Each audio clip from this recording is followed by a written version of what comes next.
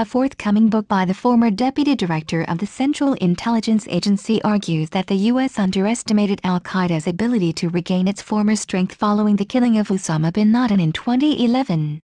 According to the Washington Post, Michael Morell writes that the CIA compounded its failure to anticipate the Arab Spring movement in the Middle East and North Africa by predicting that the unrest would deal a devastating blow to the terror network. We thought and told policymakers that this outburst of popular revolt would damage Al-Qaeda by undermining the group's narrative, Morell writes in his book The Great War of Our Time, due out later this month. The protests resulted in the overthrow of governments in Egypt, Libya, Yemen, and Tunisia. In Syria, demonstrations against President Bashar al-Assad led to a bloody civil war that has spawned several terror groups. Most notoriously, the Islamic State in Iraq and Syria, ISIS, has overrun large parts of Syria and Iraq since last summer. As a result, the Post reports that U.S. officials expect regional conflicts exploited by extremists, like those roiling Syria, Libya and Yemen, to take at least a decade to resolve.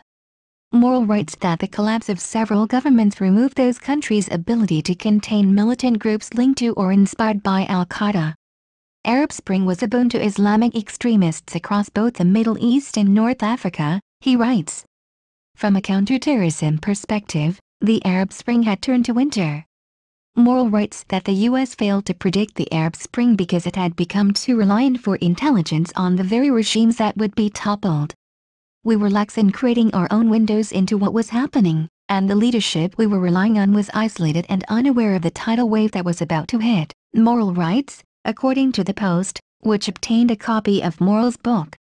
Morell's book also discusses the 2012 terror attack on the U.S. consulate in Benghazi, Libya. He accuses Republicans of distorting the agency's analysis of the attack that resulted in the deaths of 4 people, including U.S. Ambassador Chris Stevens. Morell dismisses the notion that CIA officers and the military were ordered to stand down and not come to the aid of their comrades in Benghazi. And he said there is no evidence the agency had conspired with the White House to spin the Benghazi story to protect then-Secretary of State Hillary Clinton. But he also wrote that the White House embellished some of the talking points provided by the CIA about the attack and blocked him from sending an internal study of the agency's conclusions to Congress. The New York Times reports that Morell also criticizes the State Department for not increasing security in Libya for its diplomats as the country's violence spiraled out of control.